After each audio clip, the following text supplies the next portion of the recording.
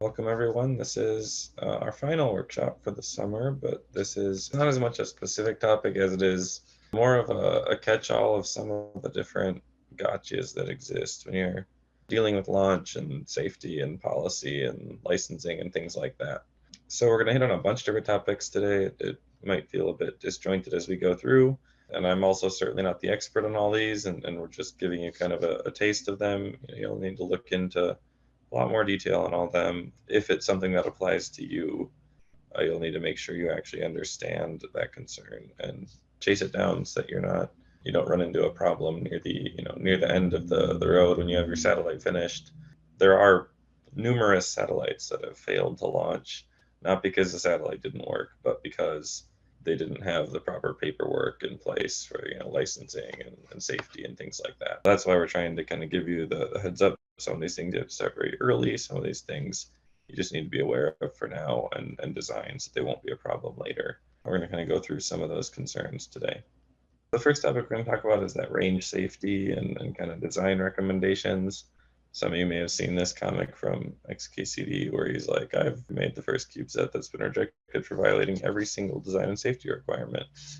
And as you can see, there's all sorts of ridiculous things in there. But the idea, aside from not doing that, is to make your life easy in the future. The world of satellite design, it's been around for a long time. It's very, very risk averse, meaning that nobody wants to accept any risk that you could create, especially as a small secondary, right? They don't want their $300 million satellite and their $100 million rocket to be put at any risk because they're offering you a ride on it as well as that small secondary. You don't want to do anything innovative. You don't want to do anything crazy. You just follow the established standards and everyone will be happy. Like I said in the example here, there are times where you're gonna be like, oh, we can make this cool 3D printed part that takes this little assembly from like three parts down to one, and that would be so much better. And it's like, well, it probably actually wouldn't be, because this is in particular in the primary structure that's supporting everything. Because when you start to use, not that 3D printing is that novel anymore, but still from this perspective, it might be considered that. Everyone is going to ask why you're going to have to prove that piece or that structure won't fall apart, and you're going to have to test it and do all sorts of additional things, because if anybody looks at it, they're going to start questioning you about it. If you use the stuff we recommend, then nobody will question, and it'll just make your life a lot easier. Don't be novel for the sake of being novel or innovative. Just only do those things when you actually have to, in terms of safety and licensing and all these topics. Some of the things we're going to cover, I already sort of mentioned a lot of these, right? Making sure that launch vehicle will accept it, making sure the range will accept it, keeping those launch options open from a safety perspective. And then also we'll talk a little bit more about some of the UNP requirements, or at this at least provide context for that, because there's a huge amount of documents out there that UNP has sourced these from. Some of the things that you'll see or hear, some of the terms are like on orbit safety, launch and range safety. There's a launch vehicle provider. They're concerned with getting all this stuff to orbit and you not harming the rocket and causing a problem there. There's range safety, and their big concern is harming people on the ground or property on the ground and making sure that's all safe. And so a lot of times launch and range safety requirements are similar. Sometimes they do vary. And then on orbit safety, making sure you won't harm anybody else up there. And then we could have even added like deorbiting into here, making sure that you won't harm anyone when the satellite re-enters at the end of its life. A lot of the UNP requirements and just a lot of requirements in general do cover kind of all these topics, but there are some specific ones.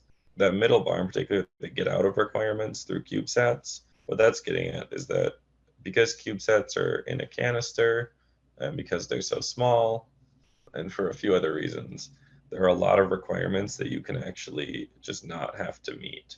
Now, you can't just decide that yourself. That's why the UNP requirements exist. Is we have worked with the launch vehicle providers and other experts in the field to say, yeah, we don't generally need to meet this requirement, so we've removed it. And what you're seeing in UNP are the ones that were not removed. There are many, many more requirements that exist for larger satellites. That is one of the advantages of CubeSat. It simplifies this whole process quite a bit. Some of the big ones, So on range safety, that 2-fault tolerance you see in the inhibits and everything, that comes from the DoD side called AF Spaceman, Air Force Space Manual 91710. Also sometimes hear that referred to as the MSPSP, or the Missile System Pre-Launch Safety Package. There's the reduced requirements subset that I mentioned because of your CubeSats. There's kind of some integration specific stuff that always applies. Like I said, the range is their goal is to keep everybody on the ground safe. And so that does also apply to when you're integrating the satellite to the rocket, or other things like that. That falls within their control. And so you can imagine things like if you have fuel on board your satellite and you have to fuel it up, some of those fuels are hazardous. There could be requirements and safety concerns there. But for most CubeSat, that's not a big concern. On orbit, making sure you survive the ride to space, making sure you fit within the allowable deployers, because again, those deployers, they fully enclose you. They allow you to have a bit more freedom, get out of some requirements, but you of course have to meet those deployer requirements in order to get those allowances to use the deployer, which gives you various allowances. And then that 5-year deorbit and disposal, that's a relatively new deorbit requirement. It used to be 25 years, and we'll talk about that one a little bit more later, but it's an FCC requirement, Federal Communications Commission, that says at the end of your mission you have to deorbit within 5 years. Some of the things that you'll want to consider kind of early on, we already mentioned following a dispenser ICD, right? This is why CubeSats were invented, was to make a lot of these things easier, and they succeeded in doing that. Even if it feels complicated, it can get a lot worse for larger satellites. So make sure you're doing your best to follow those things. The UNP Users Guide exists to simplify a lot of that as well, right? There's thousands upon thousands of launch and range safety and space safety requirements that exist out there depending on how you're flying and who you're flying with. And the UNP version is like about 100 of them, 150 maybe. We've distilled it down to much more useful, a much smaller subset of what exists out in the community. Again, like I mentioned with the novel things, right? If you're doing something weird, look into it. Asking us in CSLI is a great place to start. And I should have mentioned on the UMP Users Guide, right? There's also the CSLI LSP Launch Services Program requirements list, which is similar. NASA specs tend to be more available. The DoD ones that are very similar, and actually also, right, a lot of them come from NASA ones originally, may not be as easy to find online. The key is don't just like go find some NASA spec and then immediately apply it. Or you can find stuff from like the shuttle, you can find stuff from the Titan vehicles, all sorts of things that don't really apply anymore.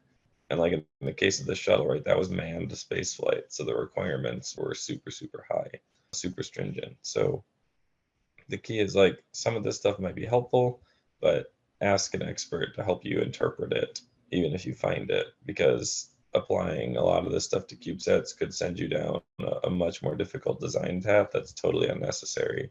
You may just be able to avoid that requirement in general. And the only way to know that is to talk to somebody with experience in the field, because it's very complicated. And over time, you'll start to learn kind of where you can make those assumptions and where you can't. We've already mentioned, we're trying to keep your launch options open because we don't want you to back yourself into a corner. It'll make your life much more difficult when it comes time to find a launch. So these are just some of the places that UNP requirements come from. I think the LSP requirements may come from a lot of similar sources, or some of them at least, but one of the places the UNP one, the inhibits and safety pulls from, is the NanoRacks CubeSat deployer standard. The reason for that is they are the most stringent when it comes to inhibits. And so if you can fly with them, you can fly with anyone. Sometimes that is overkill, but it does keep your launch option totally open. That AF Spaceman 91710, also commonly referred to as the MSPSP, or the Missile System Pre-Launch Safety Package. That's a big DoD safety document. The NASA General Environmental Verification Specification, or NASA GEVS, which is technically that number there, the standard number.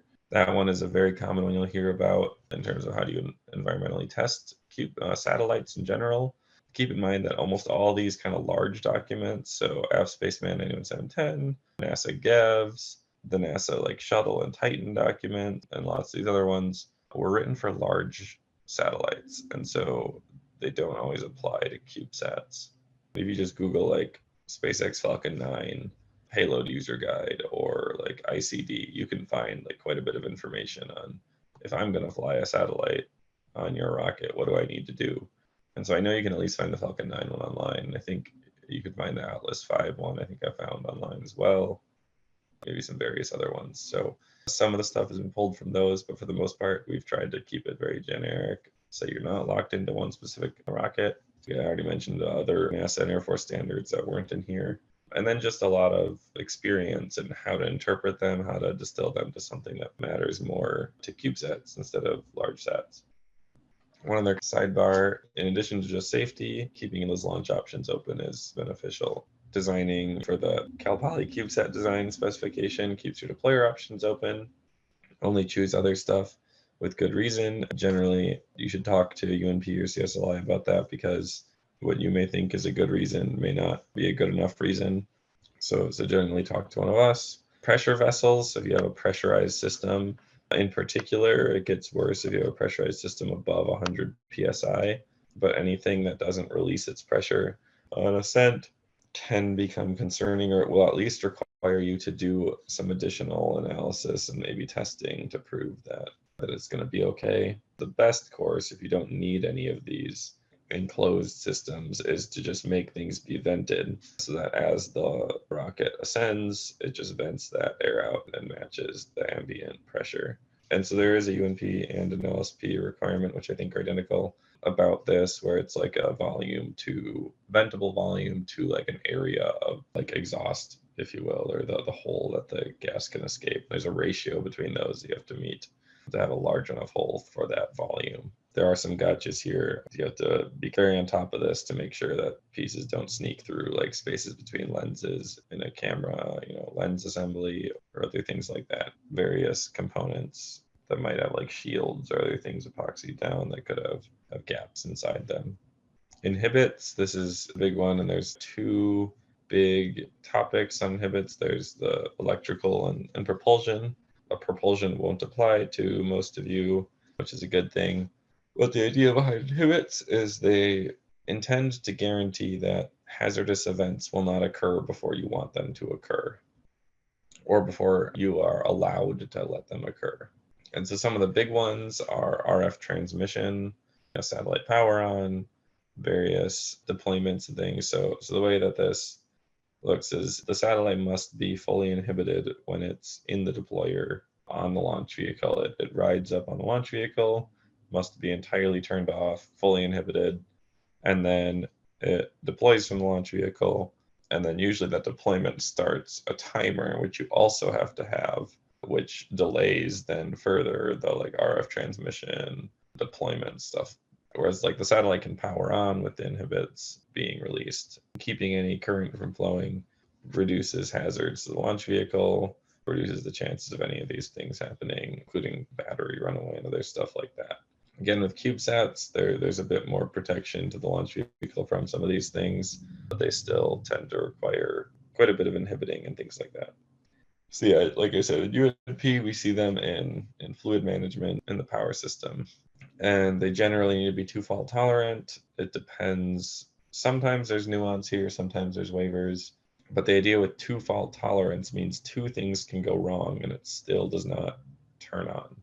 So for example, if you have three switches or valves, in the case of propellant in series, then two of them could fail and the third one would still stop it. So two fault tolerant does not mean two things stopping the fault from occurring. It means three things stopping the fault from occurring, so that two of them can still fault and it still is doing what it should be. In that last bullet point, this applies to everything. So if you have like three power FETs, which are like switches on your primary power line, but the activation system for them, like the inhibit switches that are on the back of the satellite, if those are not two fault tolerant, but the power switches are that they're driving, then the whole system's not two fault tolerant and therefore it does not meet the requirement. So like every piece of the chain has to meet that two fault tolerance. This is the kind of UNP recommended architecture. You can find this in the UNP user guide. So the idea is you have 2 high, 1 low to get you the 2 fault tolerance, or 3 total on the power path from the battery to the load. Say we start over at like near C with the BAT plus there, so that's the battery output. You'd have to go through FET C and FET D to get to the F, that's the RBF, the remove before flight. So on the ground, you might pull that one out and open the circuit there when you want to turn the thing off on the ground. But for flight, that RBF is in, so you can assume that's basically just acting like a wire. F is by the time you're on the rocket. And then you have 1 on the low side, and that 2 high, 1 low comes from the nanoracks requirement, which is kind of one of the most stringent out there. That is where you'd have E on the low side of the battery. So you can see that minus down to ground and chassis ground. In the green box, you have from VMPPT out to unreg. That's the solar panel line. Now that, like ABD string of inhibits, also gives you the 2 fault tolerance. It's 3 high side, the full 3 in the battery as well. But if you do the 3 like we recommend, you can fly on anything. So you're not going to be limiting your options. With the solar panels, we found the community doesn't seem to care quite as much about having the 3 up there. It's something we're working on, and we're going to probably be updating that UNP requirement in the coming year.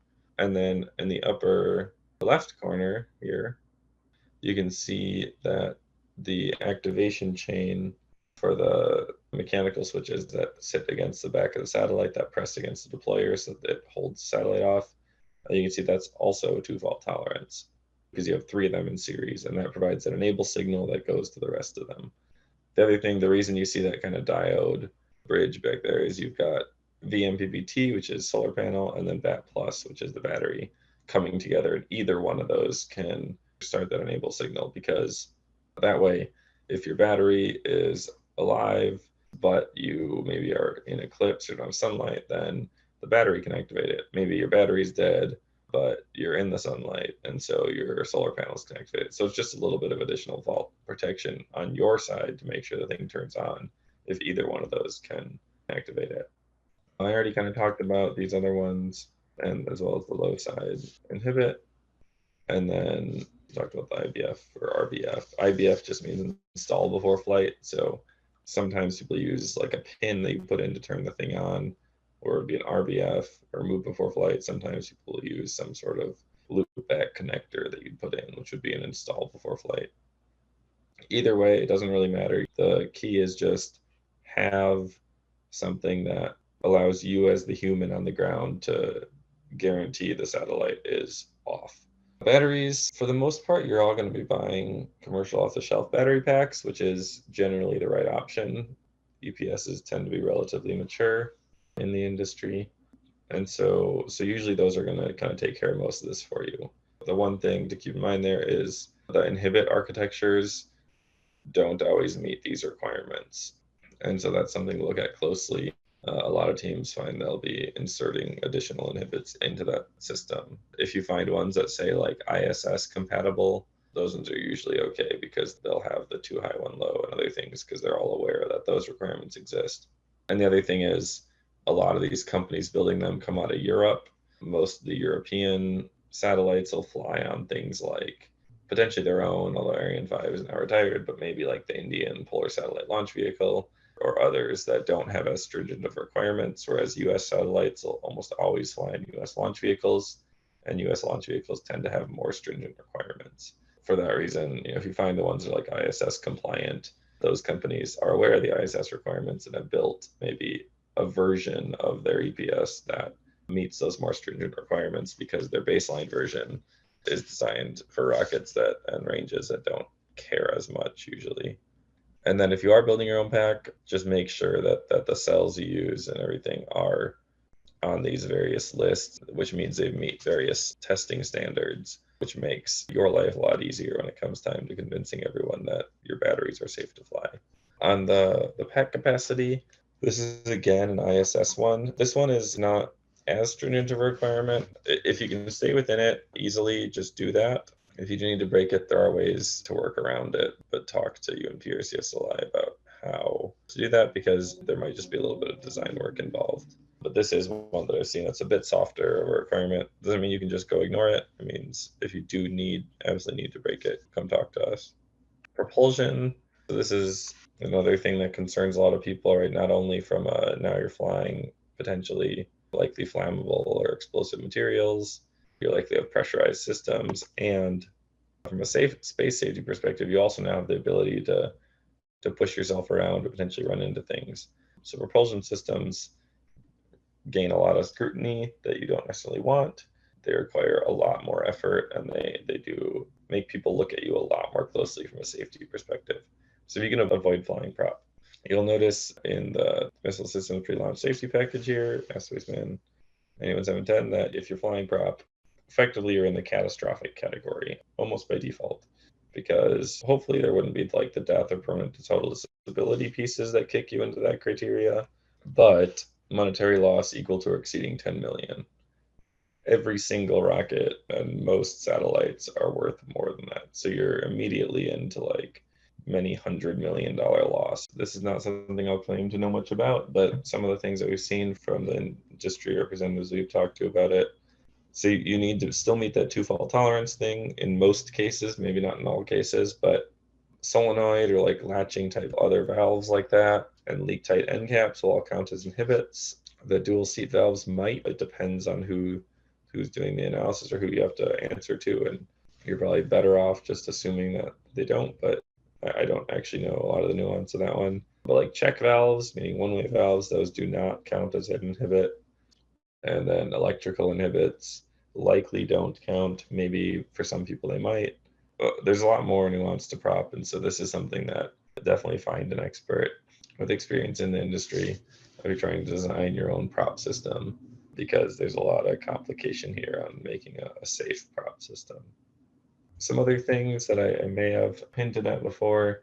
So the hazardous operations timer, right after those inhibits close, when you get kicked off the rocket, the inhibit system closes, the satellite can turn on. But before you do things like RF transmission or releasing your deployables or like attitude maneuvers, even more so orbit maneuvers, there's usually a delay that's required, typically in that like 30 to 45-minute range. So the satellite will boot up. Immediately on boot up, it'll start a timer. That timer will count down, and once it hits, and it won't really do anything other than turn on during that timer. And then once the timer hits, then it can activate some of the other systems like deploying the antennas, turning on the radio, doing some other things. And so just design that to be software configurable, because then once you get a launch, then the launch vehicle provider will give you a specific amount of time they want in there. Materials, so fully demisable, meaning it'll totally burn up on reentry. There's software called NASA Debris Assessment Software, or NASA DAS. You can just Google that and you'll find user guides for it. You'll find the place you can go to download it. And that will generate a report called an ODAR report. And effectively, it's super simple. It's basically like yes or no. But you need to provide that ODAR report to the FCC to get your license and show that it meets the requirement of coming down within the 5 years from mission end. You could try to go up and do it yourself. The reason I bring up NASA DAS is it's widely accepted. Just do it there, and then nobody will really question it. Versus if you try to make your own analysis, then everyone's going to ask you what your assumptions were and things like that. And the material selection is the key here is just don't use like large chunks of high melting point materials, or just don't use high melting point materials in general. So like aluminum, totally fine. Stainless steel and stuff, you're gonna be fine. When you start to get into like titanium and other higher melting point things, that's when you can start to see problems. For the most part, you're probably gonna be fine. Just analyze it in DAS. And then when you're doing your orbit design, you want to be high enough to survive for the length of your mission, but you need to come down within about 5 years. And the reason I say about is the language in the requirement from the FCC says something like 5 years from mission, and it's not totally defined what that means. So some people I've talked to have interpreted it as 5 years since you determine your mission is over, which I would be surprised if it was that open-ended. That's kind of how it reads, I think, but that seems too open-ended for regulation. So I would be surprised if they would just let anybody determine when their mission ends. I've heard it also potentially defined as the end of your ability to maneuver. So if you don't have propulsion, then that timer starts as soon as you kick off the rocket because you never had the ability to maneuver. The short version is if you come down within 5 years, you're going to meet it. If it's over 5 years, I expect by the time any of you get to launch, that will be a little bit more clarified on kind of what that means. That's for any satellite under 2,000 kilometers altitude, by the way. We already kind of talked about how the UNP requirements they're minimized as much as possible. And so if you want to request a waiver, you have to justify it, come to us, it'll handle it on a case-by-case basis. This is for teams that are operating in UNP, doing full satellite builds. Once you're not in UNP, this does not apply to you, but I would still highly recommend following UNP requirements, or LSP or others that are kind of exist to make your life easier. You should definitely come talk to us. You can't just change them on your own. Or again, if you're not doing this through us, you could do whatever you want, but know that there is a good reason for each of these. And if you start changing stuff without understanding why it exists, then you might be shooting yourself in the foot and find you ran into a wall later along. The other kind of big topic we're going to cover is just some of the kind of licensing and policy things you need to keep in mind during your satellite design. This is the super short version. And trust me, this is not a super short process, but effectively, like every satellite needs a radio. Every satellite needs to use RF frequencies to communicate with their satellite. Any of the frequencies you are using, any spacecraft needs a license to operate. When you're dealing with like on the ground, there's various like Wi-Fi type frequencies and use cases on the ground that don't require a license from the FCC, but that does not apply to space. You need a license to operate your satellite, period, from the FCC. The launch provider will not let you on the rocket without this. That's one of the checks they do to make sure they're not flying people who are breaking the law. And it's also a very complicated process. It can take up to sometimes more than a year to get your license. This is something you want to start on early, or at least understand early. And those regulations are also kind of constantly changing. So this is an incredibly frustrating process, very difficult to navigate as a school. It's honestly something I don't even understand that much, and I've seen many schools go through it. I believe CSLI will help teams, and one of the things independent of us I'd recommend you do is find yourselves an expert in this field. They exist. There's a few gurus out there that float around getting paid lots of money to take care of this for people because they know the process and they know the people and they know how to submit the applications and kind of what to put in the applications to get it to go through. That is totally worth it because I've seen UNP teams get their applications returned like 5 times. I've seen them not understand what to put in. I've seen it take multiple years, and I've seen people who know the business push applications through in a couple of months. Definitely beneficial to find somebody who knows what they're talking about and knows this stuff when it comes time. Electromagnetic spectrum, this is just like a super basic review, but what I'm going to show you is some of the common frequencies and things that people use. The spectrum, right, is all the frequencies that get used for RF, and I'll actually go back here quick. So this is like, everything, including light and other stuff. But the radio frequency spectrum that we tend to use is in this, maybe 100 megahertz up to 30 gigahertz range. And even that is a bit wide. Satellites aren't normally going up into that higher end. And that lower end, that'd be VHF. That's also not really used much anymore by satellites either. Within this, there's a lot of coordination. So coordination is where everything starts, where you need to determine if you can use a band and not interfere with anybody else. Some bands are actually owned by specific entities. The large telecom providers like Dish Network, they own chunks of the frequency band and they've paid millions of dollars for ownership of that, usually in like government auctions of the spectrum. You don't have millions of dollars to spend on frequency, so you need to coordinate yourself into some band that is open for people to use. One of the ways that a bunch of university satellites used to, some still try to do this, is to go to the amateur radio people and ask them to use their bands. This is not something that happens very often anymore. They used to be more open to it, and then when the world of small sats exploded, they were like, yeah, we can't just like keep on letting everybody use our frequencies. So unless you have a really, really strong connection to amateur radio and are doing a ton to support them, and you have kind of like communication directly with the right people and their support, this probably isn't going to work for you. You can also do this yourself. And this is where I said like hiring an expert will make this go much more smoothly. Know that coordination is not licensing. So once you find this, if you were to like do the amateur radio route and get the letter of coordination, that does not mean you can transmit. That just means they are now saying, yes, you can use our bands. And then you bring that letter and you bring that coordination info to the FCC, And then it makes your FCC application easier because you now have a letter saying, yes, they said I can use their bands, but you still need that license to operate. The two main agencies, so this is just something to clarify because it does confuse people sometimes. So there's the FCC, the Federal Communications Commission, and the NTIA. I'm not sure remember the acronym there. Effectively, all non-government owned things like yours, your satellites, which are university owned, will go through the FCC. The NTIA is for government owned entities. So when AFRL flies our own satellite, when NASA flies their own satellites, those get coordinated through the NTIA. Just because you've been funded by NASA or the DoD, just because we've helped you with various things, does not mean you can use the NTIA, or that process is how you can do it, or how you should do it, or how you want to do it. We've had there be confusion where teams have gone off to like their FCC application and said, yeah, we're government funded.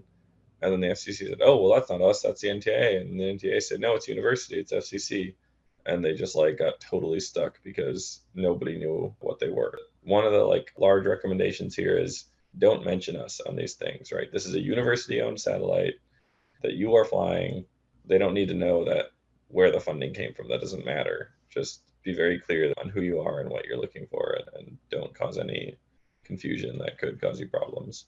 Everything needs a license to operate. That's a full stop. There are no exceptions for satellites. And these next three slides, I'm going to kind of skip through really quick. They come from the larger UNP EAT on this, but you can find this chart at that link right there as well. And so there's this massive chart. These are just small snips of it on how US spectrum is allocated. And so this is kind of some UHF stuff, and I'll let you look through these on your own time. This is some S-band stuff. This is some X-band. And there's all these colors are like color coded. There's keys to it all in the chart. It's this massive chart. It's kind of cool to look through. But I'll stop here on the S-band quick and just kind of point out a few things. So you can see those green bars that say amateur, right? That is spectrum that's owned by the Amateur Radio Union. And so that's all stuff that if you were hoping to go there, you'd have to get them to agree to it and coordinate with you. You can see there's various stuff like space research, space operation, Earth exploration. So there's all these different things. And then some of them will say like, for example, space operation in that blue box between 2200 and 2290 megahertz. You've got S-E and S-S. And what that means is space to Earth. So you could downlink there, or space to space. So you could cross-link there, but you could not uplink there. All sorts of different stuff here. And then I believe the red, if I recall correctly, is the NTIA-owned stuff. So that's why it's in this point in this chart. But you'd have to look at the chart. There's keys on it. It's kind of cool to pour over and see, but it's very complicated. And again, just because you find something that looks open there doesn't mean that it is. Another couple considerations for licensing, you have to avoid interference. Basically, that goes for any band you're operating in. You cannot come in and cause interference. The people who were there before you effectively have slightly more rights than you. You have to come in and not cause interference for anyone who was there before you, is the basic rule. And then you have to be able to shut off the transmitter if told to do so. You cannot come in and say others are interfering with me. You were there, they were there first, so you have to be the one to deal with the interference. If you're doing amateur stuff, if you get them to coordinate you, they do not allow you to encrypt anything but your uplink. So they allow you to encrypt your commanding so you don't have your satellite hacked as easily, but they do not allow you to encrypt your downlinks or anything else. That can be great. It allows others to help you, actually. We've seen teams that have had random dude in Australia was the first one to pick up telemetry from the satellite after it deployed and emailed it to them, and they were able to get additional information on the state of their satellite before they even got it on their own ground station. So it can be super helpful to have it open and posted like that. The challenge there is if you are on there and you have an imager on board, NOAA, there's a NOAA license, which I'll mention in a second, that requires encryption for downlinks of Earth observations. So now you have conflicting requirements, and I don't think I've ever, well, maybe I've seen some successfully get through it. Sometimes I think people have been able to get that waived by NOAA, depending on having a low enough resolution imager and something like that. But there are some things that don't make sense, they conflict, and that's your problem, not their problem in general. These are kind of hard requirements. So it's some stuff you have to work with and work through. You can't just go in and say, hey, these are conflicting, so fix it for me. They'll say, deal with it. And then, yeah, some of these are kind of narrower bandwidths. You're not going to get super high data rates. A few other things. So in addition to FCC licensing, there's other licensing things out there. I already mentioned the NOAA Earth Imaging license. Lasers, this is not specifically a license. You do have to be coordinated and get permission to do these things. Government-owned spacecraft are required to go through the laser clearinghouse if they have a laser on them. This is how you coordinate using the laser and get permission to use your laser. If you are participating in UNP, UNP requires you will also coordinate through the laser clearinghouse. The hard requirement out there for non-government entities is that it's strongly recommended everybody goes through the laser clearinghouse, but it's only required for government-owned spacecraft currently. And the other thing with lasers is you'll have to coordinate with the FAA, especially if you have like powerful ground-based lasers looking up to a satellite and things like that, because lasing aircraft is a crime. And so that's something you have to make sure you're not doing. The deorbit stuff, you must show that they fully burn up. I already kind of mentioned this one, as well as the 5-year one. And then start all this early. Some of these take a really long time. The FCC one is generally the worst one. That can be, frequency licensing as a whole is very, very difficult to get through. These other ones tend to be a bit earlier. But if you start talking to all these people early, then at least you know when it comes time to submit the formal application that you already understand the process and you understand that your system is licensable. That's all I have for you all. Sounds good. Thanks, everyone. Take care.